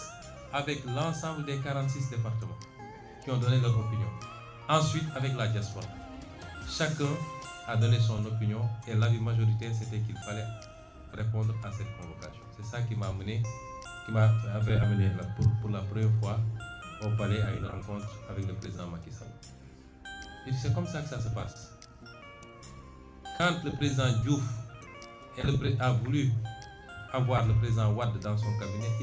dans son gouvernement, il l'a appelé, ils en ont échangé, ils sont accordés sur l'essentiel. Et ce président Wade, on lui a notifié les portefeuilles ministériels et il a choisi ses collaborateurs. C'est comme ça que ça se passe. Donc vous ne pouvez pas venir contourner le président du parti, les instances du parti, appeler les gens individuellement. Or, nous ne vous avons pas fermé la porte. Si vous m'appelez, malgré tout ce qui s'est passé entre nous, toute la discourtoisie qu'il y a eu dans nos relations, et malgré tout ce qu'on a fait pour vous, mais malgré tout, si vous m'appelez, je viendrai répondre et on discutera. Il a refusé en disant qu'il ne recevrait pas. Je lui ai dit maintenant, j'ai l'impression que le problème est devenu un problème personnel. Je ne sais pas qu'est-ce que je vous ai fait. Je ne sais pas pourquoi il y a une fixation sur ma personne. Je ne sais même pas si c'est une fascination. Je ne sais pas quel est le problème. Mais je m'écarte et je désigne 4 membres du parti qui sont tous des caciques de ce parti et qui ont tous une relation particulière avec toi. En l'occurrence, M. Alioune Sall, ici présent, M. Birame Souleye Diop, ici présent, M. Daouda Ngom et M. El Malick Ndiaye. Il m'a dit je ne vais pas les recevoir parce qu'ils m'ont manqué de respect. Car cela ne tient pas. J'ai essayé de le convaincre. Finalement, il a dit le Premier ministre va les recevoir. Ils sont allés voir le Premier ministre et ils ont discuté sur les questions que le parti avait soulevées, notamment la gestion de la dette, le pouvoir d'achat des Sénégalais, son maintien, à défaut de baisser au moins son maintien au niveau actuel. Ça a été un combat pendant des mois et des mois à la primature. Ensuite, la question des renégociations des contrats stratégiques du pays, sur laquelle nous avons eu des résultats appréciables. Et enfin, la question de la justice et la reddition des comptes, qu'on avait promis aux Sénégalais, mais qui est totalement sabotée depuis qu'on est là. Et sabotée de l'intérieur. Ce qui fait qu'en 2 ans, il n'y a rien qui a été fait au niveau de ces dossiers. Rien de consistant. ces questions, c'est les préoccupations du parti. On a discuté, il a pris l'engagement en disant qu'il m'a avoué qu'il n'avait pris aucun engagement, lui et son ministère des Finances, vis-à-vis du FMI, allant dans le sens d'une restructuration de la dette, qu'ils ont maintenu la même position et qu'ils travaillaient sur une solution différente, notamment de garantie. D'accord. Sur la question du pouvoir d'achat, il a dit qu'autant que possible, ils feront tout pour ne pas augmenter ou libérer les prix, ou appliquer la vérité des prix sur certains produits qui sont subventionnés, mais que si ça devenait intenable, ils seront obligés d'appliquer la vérité des prix. De la même manière, la dette, si la situation devenait intenable, ils seraient obligés d'accepter la restructuration. À propos des négociations, il a dit que rien n'a changé, sauf qu'il faut qu'on regarde au cas par cas parce qu'on commence à avoir des notifications de contentieux. Et enfin, à propos de la justice, il considère qu'on a la meilleure justice du monde. Je ne parle pas de la justice de manière générale d'ailleurs, parce que je sais qu'il y a d'excellents avocats, d'excellents magistrats qui font bien leur travail, Madame le ministre de la Justice le sait. On parle spécifiquement de dossiers que vous connaissez. Et lui, il considère que ça se passe très bien, ce qui n'est pas mon cas, et ce qui n'est pas le cas de la majorité des Sénégalais qui considèrent qu'il y a un problème de justice dans ce pays. Et le casting qui a été fait au niveau du ministère de la Justice ne nous rassure pas, parce que voilà un acteur qui était au cœur des dossiers traités par certaines juridictions. Moi-même, j'ai eu à être contacté plusieurs fois par rapport à certains dossiers. Mais nous allons apprécier. Nous avons nos doutes, mais nous allons apprécier. Et nous ferons le nécessaire à partir de l'Assemblée nationale, rassurez-vous. Donc, toutes ces réponses sont en demi-teinte. Et sur la dernière question, elle n'est pas convaincante. Ça veut dire que je n'ai pas été convaincu. Ensuite, nous avons discuté du gouvernement. Je lui ai dit, PASTEF est le parti majoritaire qui détient 130 députés sur 165 à l'Assemblée nationale. C'est le parti majoritaire. En démocratie, si les choses se passaient normalement, si vous avez un problème avec le Premier ministre, si c'est le Premier ministre lui-même qui vous pose problème, vous demandez au parti majoritaire de désigner un autre Premier ministre et de former un gouvernement. Et je vous l'avais proposé depuis très longtemps. Vous ne l'avez pas fait et vous êtes allé prendre un Premier ministre qui n'a rien à voir avec notre combat. J'en profite pour lui demander de rester technocrate, de sortir du jeu politique, puisqu'il a été choisi pour être un technocrate, d'après ce qu'on nous dit. Il n'a qu'à s'en limiter à ça, parce que je sais beaucoup de choses sur ce qui se passe et ce qu'il fait. Par courtoisie, j'ai été très courtois avec lui jusqu'à présent. Il ne faut pas qu'il nous provoque. Monsieur le Premier ministre Al-Amin Lo, restez à votre place. Le champ politique n'est pas le vôtre. J'ai dit, vous n'avez pas choisi. Vous n'avez pas donné la possibilité de choisir. Vous choisissez sans nous informer. Et malgré tout, on ne boude pas pour la formation du gouvernement et la courtoisie de nous appeler, on discute. Moi, je suis décalé, je n'ai pas de problème, mais je suis le président du parti. Et si tu ne veux pas parler avec moi, mais accepte de parler à mes émissaires. Il n'en a pas voulu. Donc, depuis temps-là, il a accepté que les émissaires rencontrent le Premier ministre. Ce qui a été fait, celui-là a enregistré et a promis de rendre compte au président qui ne reviendra. Le lendemain, il a appelé pour dire que le président allait me contacter pour qu'on discute. Il ne l'a pas fait. 2 jours, 3 jours, 4 jours, jusqu'à hier, avant-hier nuit, il m'a envoyé un message vers 23h pour me demander de passer au palais, ce que je ne pouvais pas faire. Et on s'était donné rendez-vous le lendemain, c'est-à-dire hier matin à 8h. Je me suis rendu, nous avons discuté de toutes les questions que j'ai posées. Il a donné les réponses que je vous ai dites. Et ensuite, on a discuté de la formation du gouvernement. Il dit, nous sommes le parti majoritaire. Qu'est-ce que vous mettez sur la table? Parce que nous, si on s'engage, c'est nous qui donnons caution politique au gouvernement. Parce que je ne vois pas de formation politique digne de ce nom capable aujourd'hui d'assumer la place de Pastef. Et on ne peut pas former un gouvernement, gérer un exécutif sans une assise politique sérieuse. Ça n'existe dans aucun pays du monde. Ce qui se passe est inédit. Hier, on a eu un gouvernement qui est un gouvernement suspendu, sans ramification, sans assise politique. Historiquement, le Parti socialiste a dirigé pendant 40 ans avec une assise politique très, très solide, passé de parti unique jusqu'à la perte du pouvoir. Le PDS pendant 12 ans avec un parti démocratique solide et des satellites autour. L'APR pendant 12 ans avec la même configuration. Mais dites-moi, aujourd'hui, il y a quoi autour de Bassirou Diomaye Faye?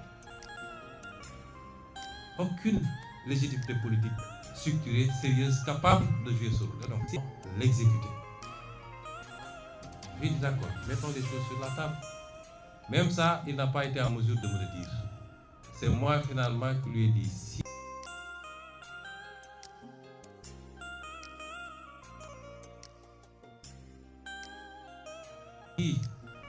J'en déduis, si j'analyse un peu les convocations que vous aviez faites, si je retiens, j'analyse les convocations que vous avez faites le premier jour, vous avez convoqué 7 ministres de Pastef. J'en déduis que c'est ces 7-là que vous vouliez nommer en réalité. C'est là où il a avoué qu'il voulait proposer 7 portefeuilles sur un gouvernement de 30 ministres avec 0 portefeuille de souveraineté à passer. Et parmi ces 7-là, il y en avait 3 que nous ne considérions plus être des représentants de Pastef. Parce qu'ils ont outrepassé les consignes du parti pour aller répondre individuellement. Notamment le ministre Bala Moussa Fofana, le ministre Si, comment ça s'appelle? Ibrahim Si. C'est bizarre, j'ai jamais pu retenir son prénom d'ailleurs. Ibrahim Si, le ministre Yankouba Diémé. Je lui ai dit, si on devait s'accorder, même ces 3-là ne sont pas des ministres de Pastef. Et si je les enlève des 7, ça veut dire que vous nous proposez 4 postes ministériels sur 30 et aucun portefeuille d'État pour un parti majoritaire. Comment vous pouvez envisager ça? Bon, de fil en aiguille, il m'a dit, bon, je peux aller jusqu'à 8. J'ai dit, monsieur le président, nous ne quémandons pas des postes ministériels. Si Pastef doit siéger au gouvernement et assumer tout le bilan, parce que quand ça va marcher, on va dire c'est Diomaye, mais quand ça ne marche pas, on va dire que c'est Pastef.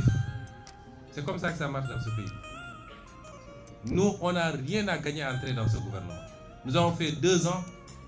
à la primature avec un gouvernement majoritairement Pastef. Notre bilan est largement positif. Nous avons bloqué les prix, nous les avons baissés, nous avons renégocié les contrats, nous avons révélé la dette cachée, nous avons respecté toutes les échéances de la dette, nous avons tenu tous les engagements de l'État, nous avons réussi les grands programmes sur les campagnes agricoles. Notre bilan est positif. Nonobstant l'héritage très difficile avec cette dette cachée. Nous ne gagnons rien aujourd'hui à entrer dans le gouvernement. Si on y entre, c'est patriotisme. Nous avons beaucoup à perdre en entrant dans ce gouvernement, avec un président dont nous ne savons plus l'orientation. À partir de ce moment, Pastef n'entrera pas dans un gouvernement où il ne peut pas avoir au moins la moitié des portefeuilles ministériels, avec des portefeuilles de souveraineté, avec une continuité à l'Assemblée nationale, et nous allons vous accompagner. Il est resté figé dans ses positions. Je dis d'accord, je vais rendre compte. J'ai rendu compte à l'ensemble des ministres qui ont rejeté et l'ensemble des autres membres du parti qui ont rejeté totalement, massivement et sans exception. Et c'est pourquoi ensuite je l'ai appelé pour lui notifier la décision du parti de ne pas rejoindre un gouvernement dans ces conditions. Je sais que l'accouchement a été très difficile. la formation du gouvernement a été très délicate. Jusqu'à la dernière minute, on appelait à gauche, à droite, sans avoir eu le temps de contrôler même les profils pour proposer des portefeuilles ministériels à gauche, à droite. Un pays, c'est sérieux. Un gouvernement, c'est sérieux. J'ai l'impression que le président Bassirou Diomaye Faye ne sait pas ce que c'est un gouvernement. On ne forme pas un gouvernement dans ces conditions. Hier, jusqu'à 19h, des militants de PASTEF ici et de la diaspora m'ont contacté pour me dire le président vient de m'appeler, il me dit qu'il va me mettre dans son gouvernement. On ne forme pas un gouvernement à la légère. Et c'est pourquoi nous avons un gouvernement qu'il sera difficile. Et c'est parce qu'ils savent que le gouvernement n'a pas d'assises politiques, c'est pourquoi ils disent qu'ils ont fait un gouvernement de technocrates. Tous les politiques sont des technocrates. Moi, je suis inspecteur des impôts, Birame Souleye inspecteur des impôts, Yassine était fonctionnaire aux Nations Unies, ainsi de suite. Aliou Saleh est ingénieur informatique, lui, il est juriste. Tous les gens qui sont là, Daouda Ngom est professeur à l'université, nous sommes tous des technocrates. Ceux qui sont là-bas n'ont rien de plus que nous avons choisi de faire la politique de pas. C'est ça la réalité. C'est du saupoudrage. Alors, quelle est la suite? Nous sommes obligés de cohabiter. J'ai alerté le président il y a quelques mois. J'ai été le premier à parler de cohabitation douce. Ça aurait pu être dans la configuration qui était en vigueur en ce moment. Et il n'en a pas eu, il n'en a eu qu'une. Nous sommes, qu'il le veuille ou pas, dans une situation de cohabitation. Il n'a pas un seul député à l'Assemblée nationale sur 165. Un seul. PASTEF a 130 députés sur 165. Ça, si ça n'impose pas la cohabitation, ce serait quoi la cohabitation? Il faut qu'il arrête qu'on le pompe pour lui dire c'est toi le président, tu as tous les pouvoirs. Il n'a pas tous les pouvoirs. Il n'a pas plus de pouvoir que les autres actuellement, dans la configuration actuelle. Il faut qu'il redescende de son piédestal et qu'on se parle en responsable, dans l'intérêt de ce pays. Ceux qui le poussent à aller vers une guerre ne lui rendent pas service.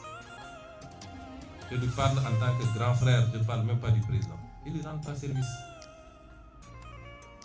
La politique a ses règles. Dans tous les pays du monde,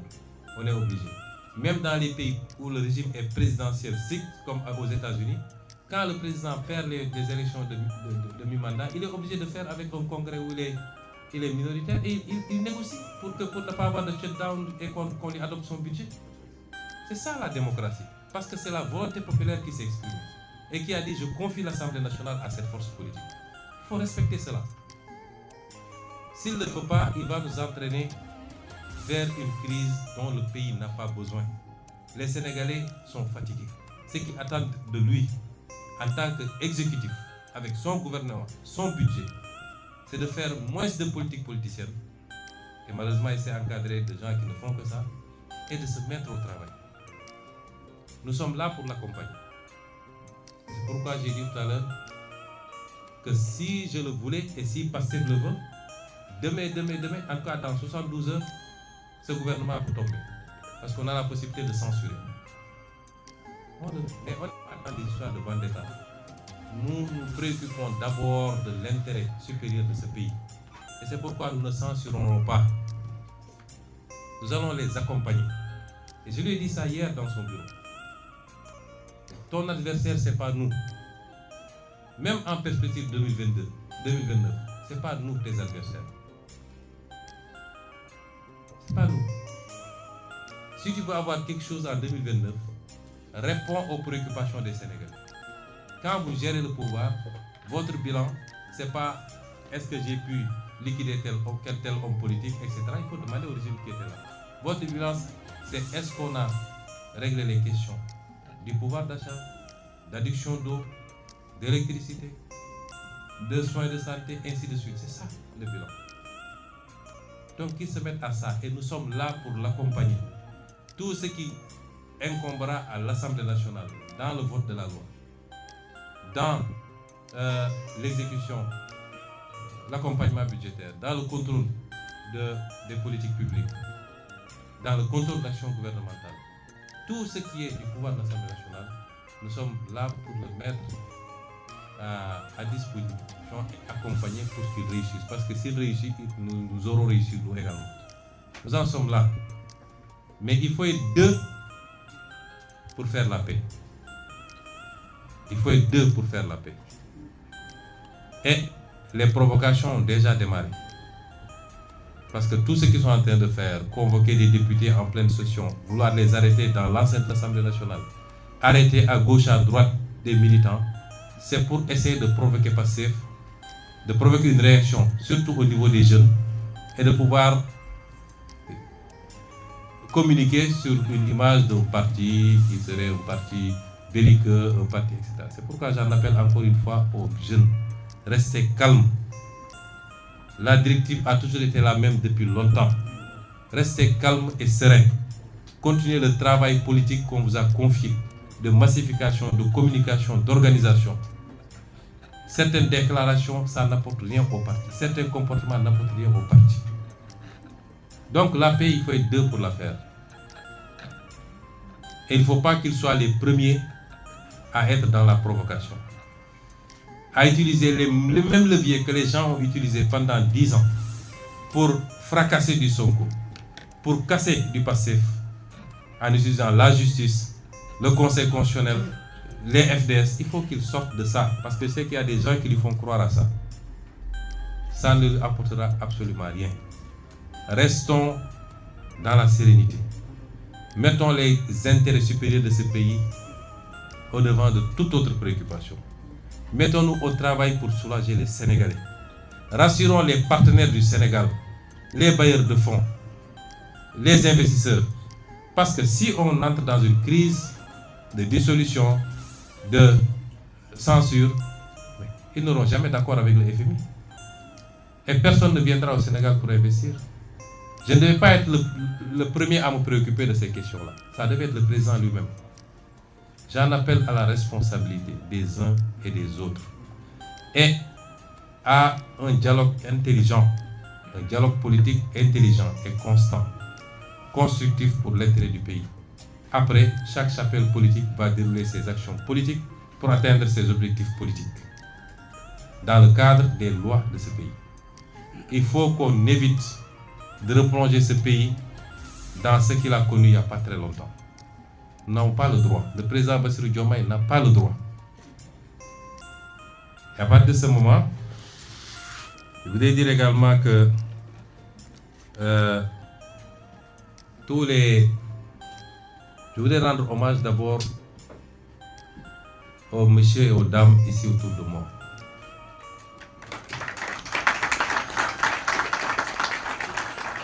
Partout au Sénégal, partout en Afrique, votre attitude a été saluée parce que c'est pas courant en Afrique d'avoir ces postes. Je disais ce matin que Pastef est en train de hisser le jeu politique au Sénégal à un niveau qu'on n'avait jamais imaginé. Souvent on voyait dans ce qu'on appelle les grandes démocraties, ces configurations, etc. Tout le débat, est-ce qu'on peut le faire, le réussir tous ensemble, avec l'opposition, avec le pouvoir, sans abîmer nos institutions et sans rouvrir la porte au vieux démon. C'est ça le débat. Mais ce qui se passe actuellement, c'est un niveau de démocratie qu'on a rarement vu, même ailleurs dans ce qu'on appelle les grandes démocraties. Et on le doit à Pastef. Tout ça, on le doit à Pastef. Et donc, ces hommes et ces femmes ont rendu aux Sénégalais leur dignité, leur fierté, de pouvoir dire qu'il y a toujours des Sénégalais qui sont comme ça. Des Sénégalais que rien ne peut compromettre. Des Sénégalais qui savent qui ils sont, qui ont des convictions fortes, qui ont un honneur et une dignité. Ils en font partie. Le président de l'Assemblée nationale a posé le premier acte l'autre semaine, aujourd'hui, sur 20 ministres de Pastef, plus de premiers ministres, ce qui fait 21. Il n'y en a que 5 qui ont cédé aux sirènes du pouvoir. 5. C'est un exploit qu'il faut saluer à sa juste valeur. Je ne vais pas revenir sur les DG, je crois que le message est passé à Wolof. Et je voudrais terminer par réitérer mon appel aux militants, aux militantes et aux sympathisants et sympathisantes. Restez calmes. Restez calmes. Aussi bien sur le plan verbal que sur le plan comportemental. Le projet PASTEF est le projet majoritaire dans ce pays. Et c'est le projet qui est le mieux en perspective pour rafler toutes les élections à venir. Ne cédez à aucune provocation. Restez calme.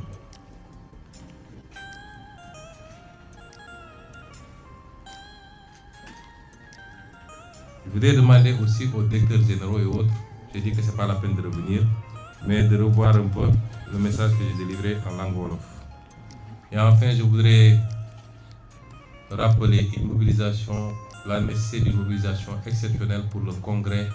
le premier congrès du parti qui est prévu pour le 6 juin. Je n'avais pas besoin de le faire d'ailleurs, parce que quand c'est passif, c'est forcément grand. Mais c'est un congrès qui arrive dans un contexte particulier. Donc la mobilisation c'est le 7, les travaux c'est le 6. Et je voudrais enfin souhaiter une très bonne chance à nos Lions U17 pour la finale de ce jour. Nous leur souhaitons plein succès et qu'ils nous rapportent ce trophée également qui viendrait rejoindre tous les trophées qu'on a eus ces derniers temps. Et j'en profite d'ailleurs, j'ai félicité tous les ministres parce que tous les ministres de PASTEF ont été très bons. Mais puisque je parle de sport, Madame Khadija Gueye a été sublime et en très peu de temps nous a permis de faire des résultats, de gagner une Coupe d'Afrique, d'aller à la Coupe du Monde, de gagner pour les U20 je crois, d'être en finale pour les U17, d'avoir fait les réformes dans un milieu très difficile qu'est le monde de la lutte. J'aurais pu le dire pour chacun de ces ministres, c'est vous dire que les ministres de PASTEF sont de très bons ministres et ils vont avoir une... taataan di wax ci ndaanaan ma yellu tey naan kabina tawfeex ñi xam ne Serigne Malick Sall borom Touba Latmingué moo fi mën taxu ñu may wax ñi ko xamul la ma tax a jóg kii laa bëgg réew mi ñëpp xam ko ci li muy yëngu ci paj ak li ko ci yàlla defal ci wàllum spécialiste amu ci morom Serigne Malick Sall Touba Latmingué moo lay seetal fanaanoo la mu mel ni dañu koy yootal say mbir bu la seetalee mbaamu li si xaaral la mbaamu fanaanoo la amul dara lu koy réer ci say mbir Serigne Malick Sall Touba Latmingué dafay faj ndoxu siti dafay faj hémorroïde bu nëbb bi mbaa bu feeñ bi lu jëm ci faru rab amu ci morom ku rab di teree sëy ci góor mbaa rab di la teree sëy ci jigéen seetal Serigne Malick Sall borom Touba Latmingué ñi am faiblesse sexuelle ñi gaaw a wàcc lal mënuluñu dara seeni soxna jigéen ju taxaw ba mënta am doom ñaareel bi sax dafay dali góor ku loxoom di métti ku bëñam di métti seetal Serigne Malick Sall Serigne Malick Sall gëstukat la borom xam-xam bu yaatu la te itam ku tabe la ku bëgg bayre bu foor mbaa wërsëg wu yaatu loo jaay mu jar ku ñu liggéey ba mënta am dara ci barabu liggéeykaayam ku amee wet guy métti mbaa ku bëgg kayit moo xam examen la BFEM la wala sax certificat la ku amee passeport bëgg visa mu tëla ak ci réew moo ko mën a bëgg ñi nekk ca bitim réew bëgg delsi si réew mi ci seeni sago ak kayit yu leer Serigne Malick Sall moo ko fi def ñi def sonal moo xam cat la làmmiñ gàllaaju kër ci gàttal saytaane dëddu leen wërsëg jublu si leen nañu seeti Serigne Malick Sall ma nga ca Dakar yenn say ci Sotorak mbaa ca Kër Massar ci station ba ngir am ci lu gën a leer woo leen ko ci 77 252 75 53 wala 78 330 24 43 Serigne Malick Sall ne woo leen ma ci 70 840 63 26 wala 76 257 86 81 Serigne Malick Sall borom Touba Latmingué borom xam-xam la gëstukat la te it ku yàlla may la. coono ak metit lii ku mu taxati demal si Malick defal la tawfeex tawat jeex na tey njàqare tiis fay léegi amul lay